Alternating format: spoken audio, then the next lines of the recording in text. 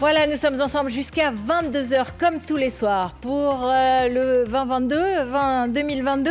Et c'est l'heure de retrouver dans un instant nos observateurs, nos analystes préférés. Mais je vous rappelle tout de suite qu'à 20h40, on retrouvera Paul Laroux-Turou. Et vous le savez, il était avec Éric Zemmour ce samedi. Une rencontre pimentée avec une révélation, un visage ou deux que vous ne connaissez pas, notamment un. Mais tout de suite, merci beaucoup Claude Malhuret d'être avec nous. Alors, vous êtes le président du groupe sénatorial Les Indépendants. Mais derrière ce titre solennel se cache un homme qui a été ministre des Droits de l'Homme, un médecin, infectiologue. En temps de pandémie, c'est tout à fait utile.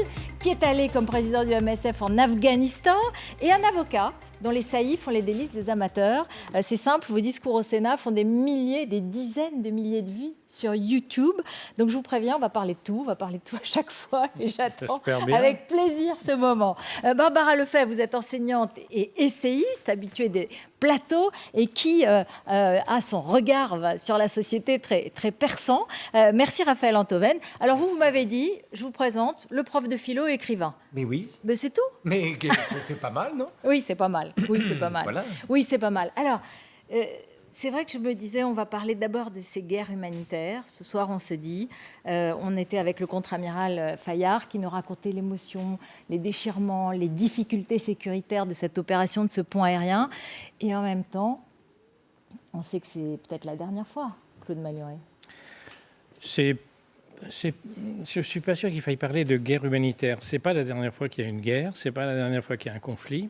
Et d'ailleurs, si on écoute l'intervention d'Emmanuel Macron de façon très, très, très précise, il a dit qu'on allait continuer à défendre notre sécurité. Et d'ailleurs, on est toujours, nous, dans une guerre... Au Mali, donc, et notamment au Mali. Voilà. Donc la dernière, je ne sais pas, mais ce qui est sûr, c'est que c'est c'est pas la fin des guerres, c'est la fin de l'histoire. C'est-à-dire c'est la fin de l'histoire de Fukuyama, qui dans les années 90 dit ça y est, chute du mur de Berlin, chute de l'URSS, et maintenant la démocratie libérale est là pour toujours. Et elle a gagné. C'est la fin de l'histoire et elle a gagné. Et ça, on s'en est pas aperçu à la chute de Kaboul il y a quelques jours.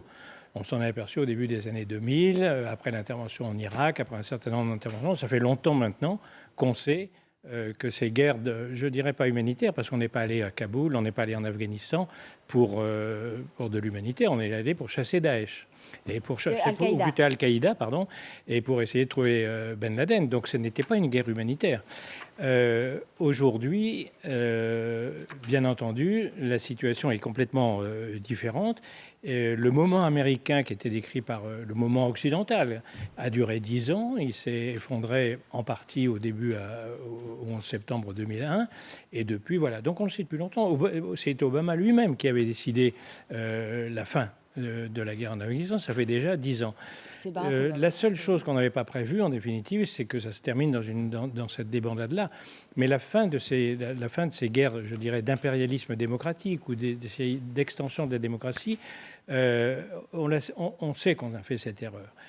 Cela dit, si vous me permettez une Mais c'est un regret ou pas? Non, moi, pour moi, ce n'est pas un regret. Je voudrais peut-être répondre à tous les jeunes géopoliticiens qui aujourd'hui nous disent que c'était tellement naïf. C'était tellement naïf d'aller dire on va en 10 ans instaurer la démocratie dans des pays comme l'Afghanistan, etc. Vous savez, les siècles ont tous une image, un enjeu particulier qui fait qu'on s'en souvient. Le XVIIIe siècle, c'était le siècle des Lumières. Le XIXe siècle, c'est le siècle de la révolution industrielle et de la colonisation du monde entier par l'Europe, par l'Occident. Le XXe siècle, c'est la lutte. C'est vraiment la lutte à mort de la démocratie et des totalitarismes, et des deux totalitarismes. Et cette guerre, elle a été gagnée, après avoir failli être perdue souvent, par la démocratie. Et c'est à ce moment-là que les néoconservateurs, par exemple, américains, sont arrivés en disant après tout, le communisme a essayé de s'établir partout. Et Dieu sait que les intellectuels ne lui reprochaient pas d'essayer de sortir les peuples, comme il disait, de l'obscurantisme et tout. Donc il n'y a aucune raison. Et après tout, qu'est-ce qu'on peut reprocher à des gens qui se disaient, nous sommes des reproche... démocrates, nous avons des idéaux et nous allons essayer de les réaliser partout. On ne fait La pas seule de erreur... procès. On veut pas... Attendez, pardon, Claude Malhuret, on revient tout de suite vers vous, mais on ne fait pas le procès, du coup, ce soir, de tous ceux qui ont voulu, qui ont espéré, qui ont pensé que c'était la bonne chose. Non, en faire le procès, non. Après avoir un regard critique, effectivement, et d'analyse critique sur ce qui a été fait, et au nom les idéaux au nom desquels on est allé combattre et lancer nos armées, ça c'est même un devoir. Le devoir de l'esprit critique et le devoir de l'analyse, il est là. Juger hors contexte, c'est au contraire s'exposer à des formes d'anachronisme qui n'auraient pas d'intérêt et qui effectivement ne nous permettront pas non plus d'anticiper. Néanmoins, effectivement, une guerre humanitaire, rien qu'à l'oreille, enfin, ça paraît antinomique. Une guerre, c'est difficile de se dire qu'on fait la guerre au nom de l'humanité. Mais en réalité, la notion de guerre juste, parce que c'est ça, en sous-jacent, la notion de guerre juste, c'est quelque chose que les hommes se posent depuis l'Antiquité. Donc cette notion-là, c'est une notion qui peut-être a été, à un moment donné, je pense, galvaudée en Occident, parce que les guerres d'agression, précisément les guerres d'agression en Occident, c'est terminé, c'est fini, c'est heureux. On en a connu beaucoup tout au long du 19e siècle et aussi au début du 20e siècle. Mais on a continué à faire des guerres. Cette fois-ci, ce n'était plus des guerres d'agression occidentale, mais on les a habillées d'un voile qui se voulait moral. Je ne sais pas si le mot voile est tout à fait approprié, Barbara Lefebvre. Mais c'est là que les questions se posent, parce que si on fait la guerre et si on lance des armées pour aller effectivement libérer des peuples et installer la démocratie, alors que n'a-t-on fait la guerre à la Corée du Nord, qui est quand même aujourd'hui une des pires dictatures au monde. Seulement en Corée du Nord, on a nettement moins d'intérêts géostratégiques et de matières premières que dans certains pays d'Afrique ou au Moyen-Orient. Donc on voit bien que la guerre juste, c'est en réalité une guerre qui est la poursuite des intérêts souvent économiques d'un certain nombre de grandes puissances occidentales. D'ailleurs, on dirait a fait la guerre à la parce Corée du Nord, mais ça s'est pas bien passé. C'est plus compliqué. Raphaël Antoven tout de suite va réagir, mais quand vous parlez comme ça, Barbara Lefebvre, on dirait que vous êtes d'accord avec Jean-Luc Mélenchon. Écoutez. Oui. Bah oui, ce serait la première fois. Hein. Tout appartient aux Afghans et le Mali aux Maliens. Et que si ce qu'ils font ne nous convient pas, nous n'avons pas à pratiquer autre chose que de respecter la parole que nous avons donnée aux uns et aux autres et de nous tenir à la disposition d'une solution pacifique, démocratique, comme nous la voulons pour nous-mêmes chaque fois que nous rencontrons un problème. Ce que nous voulons pour nous-mêmes, nous le voulons pour les autres. Voilà une règle politique de diplomatie et d'action assez simple. Mais alors, Raphaël Antoven, quand même. Oui, mais là, Barbara Lefebvre a raison de parler de guerre juste. Mais je trouve, moi, que la disparition de cette notion, la critique, le moment que traverse cette idée de guerre juste, est une tragédie. Voilà. Parce qu'il y avait dans l'idée de guerre juste l'idée que l'idée de justice l'emportait sur la guerre et imposait parfois qu'on fît la guerre malgré ce que toute guerre pouvait signifier. Quand on parlait de guerre juste, on parlait des moyens mis en œuvre pour la guerre, qui ne devaient pas excéder l'intention qu'on se donnait, de l'intention aussi, qui devait être vertueuse naturellement, et aussi des conditions de la paix. C'était une façon de caractériser précisément la guerre et d'une certaine manière de l'enchasser. Et c'était très important, enchasser en un seul mot, et c'était très important. Et c'était une idée surtout qui montrait qu'au-delà des nations, il y avait des principes communs qui semblaient prévaloir. Alors, elle avait contre elle d'avoir à droite des gens qui disent c'est pas nos affaires, on va pas aller mourir pour Sarajevo ni pour Kaboul, et à gauche des gens pour dire que la justice était en fait le cache-sexe d'un impérialisme abject, le prête-nom d'un impérialisme abject, qui est une critique. Ce qui est intéressant avec Mélenchon, c'est qu'il présente comme une idée neuve des critiques qui remontent au siècle précédent, le siècle dernier. Mais enfin, c'est vrai que la guerre juste, elle a toujours été accusée du pire, à la droite et à la gauche, pour des raisons différentes. Ça culminait dans le sentiment qu'en somme, il fallait laisser les gens vivre et s'organiser comme ils l'entendaient. C'est une défaite de l'universel de renoncer à la notion de guerre juste au nom du procès d'impérialisme présumé que l'on y fait. Les faucons américains ont eu un effet délétère là-dessus, considérable, parce qu'ils ont capté la notion de guerre juste pour en réalité la mettre au service d'intérêts tout à fait particuliers. Et ça, ceci-là est une faute qui remonte au début du XXIe siècle, c'est-à-dire à la Seconde Guerre du Golfe. Je voudrais juste dire un mot sur la fin de l'histoire, parce que tout à l'heure, Claude Malhuret parlait de fin de l'histoire en disant qu'effectivement, voilà, c'est la fin de l'histoire. Ce que la fin de l'histoire signifiait, et ce que Fukuyama disait dans les années 80, à la fin des années 80, c'était qu'il n'y avait plus l'Union soviétique.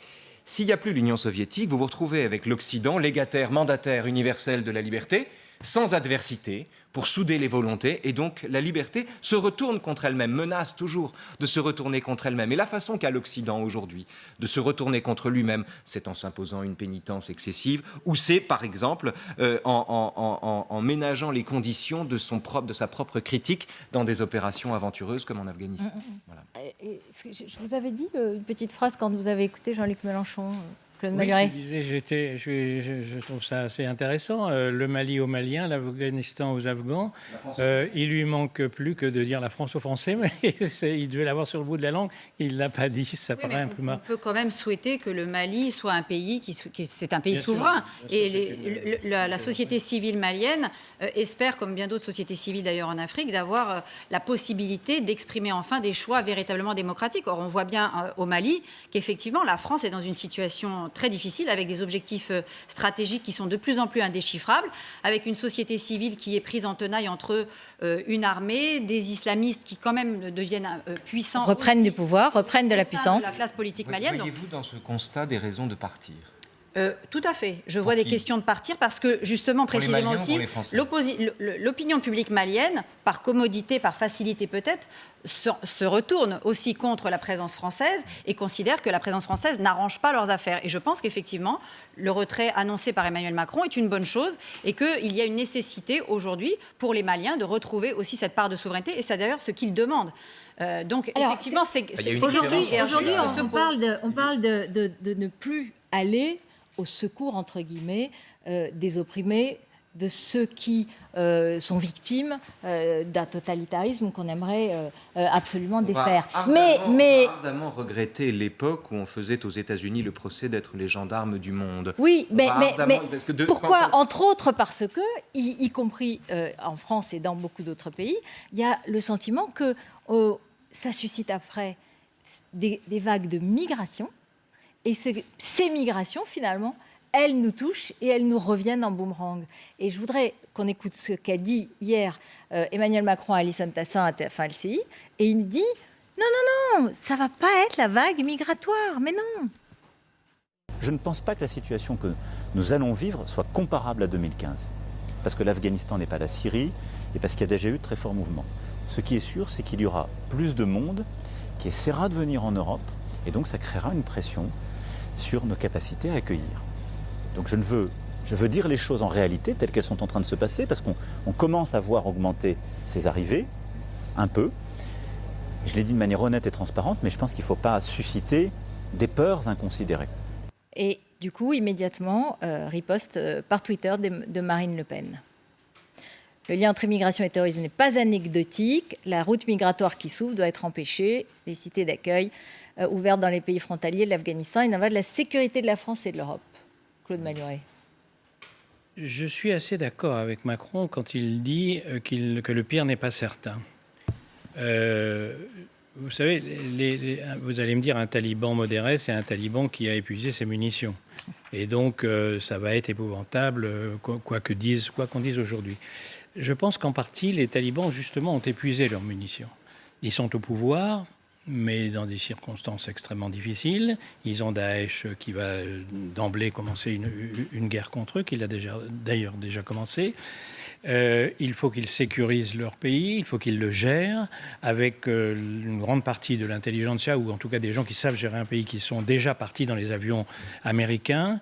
Et par conséquent, ce n'est pas par bonté d'âme, mais ils vont être obligés de discuter. Et deuxièmement, la différence avec le régime précédent, qui était ouvert aux 4 vents, qui ne contrôlait rien et qui faisait que tout le monde pouvait partir. On a accueilli des milliers d'Afghans en France. Oui. Voilà, mais beaucoup moins qu'en Iran, 1 500 000, et en Pakistan, 850 000. Nous, on en a accueilli 45 000, c'est beaucoup, mais l'immense majorité, comme les Syriens d'ailleurs, qui sont plus dans les pays voisins, donc il faut quand même faire les proportions. Le problème des talibans, le deuxième problème sur les flux, c'est que les talibans, eux, ils contrôlent les aéroports et ils contrôlent déjà depuis avant la chute de Kaboul toutes les sorties. Et je peux vous dire que les sorties en Afghanistan, c'est pas la plaine des Flandres. Je veux dire, vous l'avez rappelé, j'étais là-bas clandestinement en passant dans les montagnes à l'époque pour Médecins sans frontières. Je peux vous dire il suffit de contrôler les vallées et on ne s'enfuit pas d'Afghanistan comme ça. Donc je pense que c'est pas certain. Et notamment s'il y a une guerre civile avec Daesh, là ça va recommencer. S'il n'y a pas ça et si les talibans contrôlent, je ne suis pas sûr du tout qu'ils aient envie de laisser partir qui que ce soit. Donc on verra bien, mais le pire n'est pas obligatoirement certain. En tout cas, c'est parti, c'est-à-dire que ça a enflammé la campagne présidentielle qui commence, c'est parti, et c'est l'emblème un peu de la menace. Ces réfugiés afghans qui viendraient, ces migrants afghans qui viendraient, avec, dans quelques jours, l'ouverture du procès du 13 novembre, dans lequel il y avait des migrants syriens qui ont été kamikazes. Nous sommes dans un contexte qui est un contexte français qui est très singulier, qui est très particulier. Boris Johnson peut dire « je vais accueillir 20 000 Afghans ». On ne sait pas pourquoi 20 000 plutôt que 30 ou 15, mais enfin, en tout cas, il le dit. Il a cette ambition de 20 000 Afghans, ce qui est un nombre...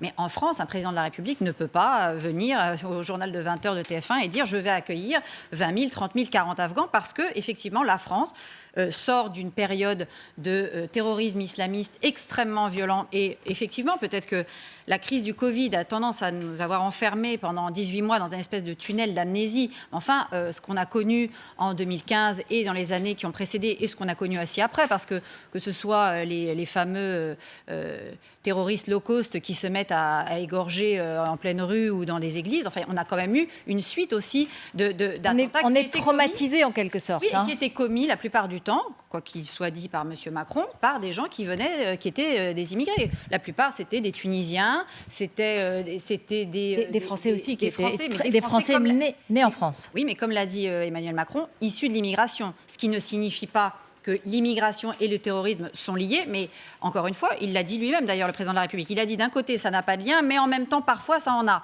Donc on voit bien que là, on est tous sur cette ligne de crête. Comment on casse ? En France, c'est très compliqué d'avoir un discours d'accueil qui, là par contre, sur la question, depuis la prise de Kaboul par les talibans, l'accueil est une nécessité, là pour le coup, pour les femmes afghanes morale. Notamment, bien en sûr. revanche, les 92% d'hommes c'était exclusivement 92% d'hommes afghans qui arrivaient avant la chute du régime de Kaboul. Ils venaient pourquoi ? En réalité, il y avait une partie dans ces 92%, une partie qui était le dévoiement du droit d'asile. C'était des raisons économiques qui les poussaient à fuir l'Afghanistan. C'était pas parce qu'ils fuyaient la tentative de régime démocratique. Maintenant qu'on devrait pouvoir organiser un accueil de réfugiés, de femmes afghanes qui vont fuir l'horreur, d'intellectuels, d'artistes, là, on est un peu coincé en France parce qu'il y a une pression, un traumatisme de l'opinion publique qui peut s'inquiéter que migration et terrorisme ou migration et danger ou menace soient mêlés. Il y a toujours eu des gens pour dire ça, et pour le dire à juste titre ou à tort, peu importe, il y a toujours eu des gens pour le dire. Ce que je veux dire, chère Barbara, c'est que je ne suis pas convaincu par l'argument du moment. Dire c'est pas le moment d'accueillir. Non, c'est le moment d'accueillir les réfugiés qui ont une nécessité d'asile. Les gens qui disent ça n'est pas le moment, on trouvera toujours à toutes les époques suffisamment de raisons pour plaider la fermeture des frontières ou bien l'ouverture des frontières. D'ailleurs, on trouvera toujours suffisamment de raisons pour dire ce n'est pas le moment. Donc, moi, je ne suis pas convaincu de dire le contexte impose de s'abstenir, de faire telle ou telle chose. Je ne crois que le contexte n'est qu'un prétexte en réalité et qu'on décide ou on décide d'accueillir ou pas. Et en cette circonstance, il y a deux positions également délétères. Soit on ferme tout, soit on ouvre tout. La position de vouloir fermer absolument les frontières, le discours de Marine Le Pen est un discours à la fois utopique et délétère et dangereux à mon sens. Mais de l'autre côté, le discours de l'accueil inconditionnel, par exemple, est un discours qui, en lui-même, est à la fois dangereux et utopique et surtout est un discours extrêmement cynique de la part des gens qui le tiennent parce que chacun sait qu'à aucun moment, on sait peu de choses, on a peu de certitudes, mais une certitude qu'on peut avoir, c'est qu'à aucun moment Emmanuel Macron ne dira on ouvre les frontières et c'est l'accueil inconditionnel. Qu'est-ce qu'on fait alors ? Pardon, mais qu'est-ce qu'on fait ? Pardon, juste ça, c'est que plaider en faveur de l'accueil inconditionnel quand on sait que jamais ça ne passera, c'est le faire pour soi-même, pour se donner bonne conscience. Et je trouve ceci encore d'une certaine manière plus dangereux. Mais les femmes afghanes que l'on va accueillir et que l'on doit accueillir, les femmes avocates, les femmes artistes, c'est des femmes qui vivent en milieu urbain et qui sont, pourrait-on dire, déjà d'une certaine façon libérés, que les 20 ans qui viennent de passer ont permis de libérer. Mais pensons aux 85 ou 90%, je ne sais pas, de femmes afghanes qui vivent en zone rurale et qui, elles, n'ont jamais connu autre chose, quelque part, qu'un mode de vie à la Taliban. On va se mettre à décider qu'il faut aller libérer toutes les femmes afghanes. On ne l'a pas fait pendant qu'il y avait les États-Unis, pendant qu'il y avait les forces occidentales. On n'a pas pour autant libéré les femmes afghanes dans les campagnes afghanes. Effectivement, on a fait naître une petite bourgeoisie urbaine et celle-là, effectivement, on peut comprendre qu'elle ait envie de fuir parce qu'elle a connu... Elle est un véritable danger. Elle est dans un danger. Elle a connu un moment extraordinaire de liberté et ses portes se referment. Donc ces gens-là, bien entendu, et ces femmes-là en particulier, vont vouloir partir. Il faut pouvoir les accueillir et peut-être aussi avoir cette réflexion de les aider depuis la France, depuis l'Europe, à constituer cette base arrière qui leur permettrait aussi de reformer cette société civile qui peut aller un jour éventuellement reprendre la souveraineté de leur pays. Parce que c'est ça, oui, l'Afghanistan aux Afghans. Dans la question migratoire, il y a la question de la diaspora afghane aussi qui va se poser, comme s'est posée la question de la diaspora iranienne, par exemple. Quelle forme, ou la diaspora cubaine, quelle forme va prendre la diaspora afghane? La résistance, entre guillemets, quoi. Le pays hors du pays. La nation hors du pays. Bien sûr. Voilà. Et cela, ça peut être la part de la guerre juste pour nous. Beaucoup de politiques, Valérie Pécresse, Éric Ciotti, d'autres ce week-end, ont dit on va demander aux pays voisins de les accueillir. C'est ce que dit Marine Le Pen aussi. Voilà. Les cités ouvertes. Oui, c'est ça. Mais c'est vrai que ça, c'est possible. Votre expérience vous montrerait que ce serait possible. Comme je vous le disais tout à l'heure, non seulement on n'a pas eu besoin de leur demander, puisqu'ils les accueillent déjà. Oui. Je vous disais 1 500 000 en Iran, 850 000 au Pakistan. Demain, l'Ouzbékistan et le Tadjikistan disent déjà qu'il y a une pression à leurs frontières et vont accueillir, notamment les Tadjikistan va accueillir les Tadjiks et l'Ouzbékistan va accueillir les Ouzbeks du nord de l'Afghanistan. Et ils le feront, d'autant plus que les frontières sont poreuses, non pas dans leur ensemble, mais sont poreuses pour chaque ethnie. Les Pashtuns n'ont pas de frontière avec le Pakistan. Pareil pour les Ouzbeks et les Tadjiks. Donc, on n'aura pas besoin de leur demander. Ils le font. Nous, encore une fois, on en a 45 000. Le pays qui en a le plus en Europe, c'est l'Allemagne avec 250 000. Mais c'est rien du tout. S'il y a demain un exode, il se fera sans que nous leur demandions en Iran et au Pakistan. Et de ce point de vue-là, d'ailleurs, moi, je ne suis pas choqué par le fait qu'on dise qu'il va falloir aider ces pays à les accueillir, comme on aide financièrement la Turquie aujourd'hui à accueillir les réfugiés syriens. Après tout, la Turquie a fait un geste humanitaire considérable. Les Syriens, ce n'est pas des Turcs. Ils n'étaient pas obligés de les accueillir. Ils auraient pu tous nous les renvoyer. Il y a 3 millions de Syriens aujourd'hui en Turquie qui vivent dans des conditions difficiles. Et les Turcs ne sont pas particulièrement riches. Et de ce point de vue-là, peut-être on peut d'ailleurs critiquer en disant qu'on se défausse avec de l'argent. On se met dans leurs mains aussi. Mais après tout, il est normal, il est compréhensible que c'est comme ça dans tous les pays. Les réfugiés vont toujours le moins loin possible. Ceux qui veulent, les migrants économiques, ils vont dans les pays riches. Mais les réfugiés, ceux qui sont obligés de quitter leur pays, ils vont en général très très près parce qu'ils envisagent de revenir. Et c'est ce qui se passe aujourd'hui en Iran ou au Pakistan. Donc ça ne me choque pas qu'on dise il faut qu'ils vont rester les possibilités de déstabilisation de ce genre de situation, parce que quand on se rappelle le Rwanda, le camp de Goma et d'autres, où les génocidaires Hutus ont continué à poursuivre les Tutsis jusque dans ces camps de réfugiés. Et là-dessus, voilà encore une guerre conduite par la France qui n'était pas vraiment, c'est le moins qu'on puisse dire, une guerre juste. Le début, l'aide de l'armée française au phare contre le FPR s'est soldée quand même aussi par une forme de complicité dans l'accomplissement du génocide. Restez avec nous, on retrouve Paul Larouturou, il est avec nous, je vous le disais, il est allé voir Éric Zemmour et devinez de quoi il parlait, d'immigration évidemment, Paul. Évidemment, Ruth El-Krief, bien sûr. Alors, vous l'avez dit, j'ai fait donc un reportage sur l'homme qui est à 7% dans les sondages, qui n'est pas candidat.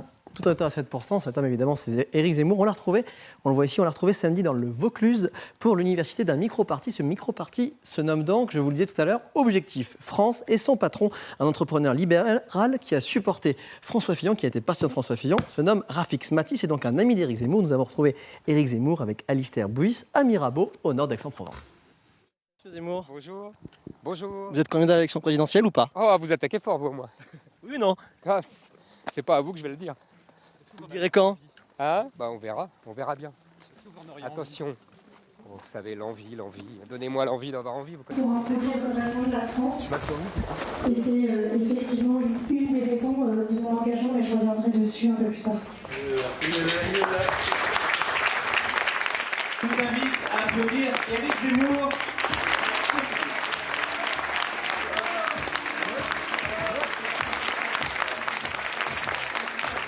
Moi, je pense que la France aujourd'hui est en danger de mort.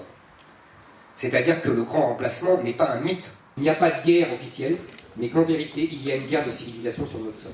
Il faut arrêter tout. Il faut zéro immigration. Il faut supprimer toutes les migrations familiales. Il faut verrouiller les étudiants qui viennent d'Afrique et du Maghreb. La majorité des jeunes aujourd'hui venus de l'immigration ne sont pas assimilés.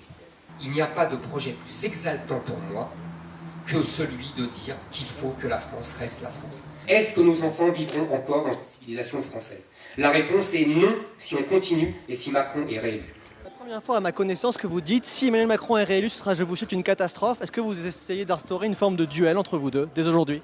Non, encore une fois, je vous dis, j'ai pas une intention tactique. Je dis ce que je pense. Je pense que Emmanuel Macron ne comprend pas l'enjeu civilisationnel. 7%, c'est beaucoup. Ce sondage commandé par Valérie Pécresse, est-ce que le retrait de Laurent Wauquiez est une bonne nouvelle pour vous si vous souhaitez être candidat à la présidentielle?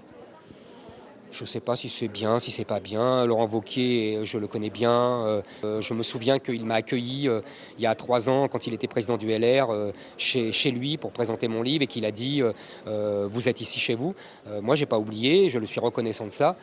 S'il considère. Vous êtes parlé depuis son retrait? Oui, on communique. Qu'est-ce que vous êtes dit? Oh bah, je ne vais pas vous raconter. C'est que par exemple l'argent, votre livre est en tête des précommandes sur Amazon. Est-ce que l'argent que vous gagnerez si vous en vendez autant que les précédents, comme vous êtes auto-édité, est-ce que cet argent pourrait servir à une campagne présidentielle? Tout est possible. Je ne sais pas encore. Je n'ai pas. Vous allez plus vite que moi. Et quel est votre calendrier politique? Je ne vous le dirai pas tout de suite. Je ne sais pas. En tout cas. On ne le dirait pas tout de suite. Même si je le savais, je ne vous le dirai pas tout de suite. La situation politique n'a jamais été aussi confuse. On voit bien. LR ne parvient pas en fait à dégager un champion. Marine Le Pen. Parlons clair. Parce que moi, je ne vous fais pas de langue de bois. Tout le monde a compris au RN qu'elle ne gagnerait jamais. Voilà, c'est tout, c'est clair. Vous avez bien pris d'ailleurs son intervention à Robert Ménard. Il me demande de signer, donc de lui faire une promesse de signature, ce que je ne ferai pas par amitié pour Éric, parce que je pense que c'est la plus mauvaise idée qu'il ait en ce moment. Et Robert Ménard, vous savez, je ne sais pas ce qu'il pense. Parce que Robert Ménard, pendant des années, il m'a incité, encouragé, je dirais presque supplié d'être candidat à la présidentielle. Il me disait que j'étais le meilleur, le seul, que j'étais celui qui pouvait tenir le flambeau, que Marine Le Pen était nulle, que Marine Le Pen n'y arriverait jamais. Bah, peut-être que dans un mois, il va changer d'avis, je ne sais pas. Vous savez, souvent Ménard varie, folle qui s'y fie. D'accord. Okay. Une toute dernière question. Est-ce que vous n'auriez pas la tentation, comme vous faites beaucoup d'audience et que vous reprenez l'antenne sur CNews lundi, d'être candidat sans le dire pour garder le plus longtemps possible votre émission sur CNews? Parce que vous ne pouvez pas être candidat à votre émission. Vous n'avez pas cette tentation? Je vais vous prendre comme conseiller parce que vous êtes vraiment le plus intelligent de tous. Bon, ça défouraille sec. En tout cas, Paul, vous avez rencontré, vous allez nous montrer le visage de celle qu'on ne connaît pas et qui est considérée comme sa stratège. Ouais. Exactement, Ruth, on s'est demandé qui est-ce qui s'occupe de récolter ces 500 parrainages. Il paraît qu'ils en ont déjà 100. Qui est-ce qui s'occupe de gérer cette génération Z qui a collé ses affiches absolument partout? Il paraît qu'il y en a 1800. Eh bien, c'est elle. Vous allez la voir. Elle était dans le Vaucluse. On va la voir. Elle s'appelle Sarah Knafo. Elle a 27 ans. Elle est énarque. Elle n'a jamais fait d'apparition médiatique. Personne n'a jamais entendu le son de sa voix. Alors évidemment, on va le voir, j'ai tenté une petite approche. Vous allez voir, c'est fugace, hein? Bonjour. Excusez-moi, vous êtes Sarah Knafo? Est-ce que c'est vous qui faites la jonction entre Génération Z, ceux qui collent les affiches, et les amis d'Éric Zemmour qui font les parrainages? Je suis vraiment désolée, mais je ne veux pas répondre aux médias. Aucun média? Non, merci. Merci, à bientôt.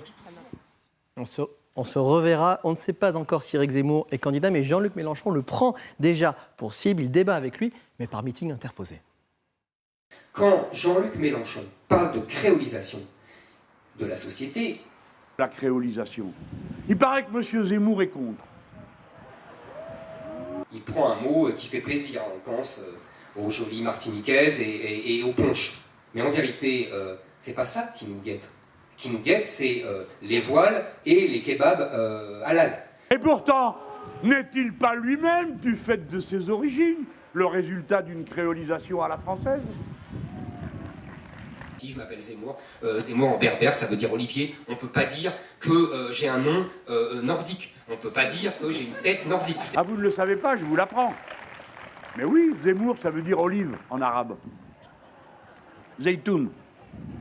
Mais je lui en veux pas, moi je m'appelle Mélenchon, c'est pas plus brillant. Voilà, Zaytoun, c'est en arabe et Zemmour, c'est en langue berbère. Voilà ce que dit Éric Zemmour. Merci beaucoup, Paul. On vous retrouve demain, évidemment. Réaction autour de notre table. Raphaël Antoven, Barbara Lefebvre, Claude Malhuret. 2 remarques très rapides. C'est fascinant que cet homme-là se réjouisse d'être en tête sur Amazon. La place que le marché fait aux gens qui conchient le marché et qui voient dans Amazon le diable, qui compare Amazon à l'islamisme et qui soudain se réjouit d'être en tête des précommandes, j'adore. La deuxième remarque, c'est que ce serait quand même amusant pour Éric Zemmour d'y aller et de finir comme la Taubira de Marine Le Pen. Comme Christiane Taubira avec Lionel Jospin. Le politique d'Éric Zemmour soit d'être la Christiane Taubira de Marine Le Pen ou le Jean-Pierre Chevènement de Marine Le Pen, encore pire.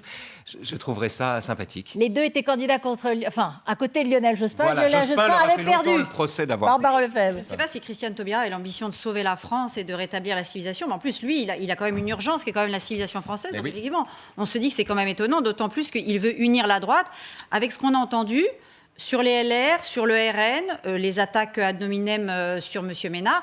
Je ne pense pas qu'il soit sur la voie de l'union. Je pense qu'il va plutôt même être l'incarnation de la désunion complète. Mais effectivement, je pense qu'à l'Élysée, on se réjouit d'une candidature d'Éric Zemmour. Et en l'occurrence, effectivement, tout cela, tout ce qu'on a entendu et les propos qu'il a tenus, est-ce que tout ça, ça fait un programme? Et surtout, est-ce que tout ça, ça donne des mesures concrètes? C'est-à-dire que quand tout cela va se traduire en un programme avec des décrets, avec des lois qui seront proposées au Parlement, ça va donner quoi exactement? Puisque pour lui, l'islam est incompatible avec la République. Il n'a pas dit l'islamisme, il a dit l'islam.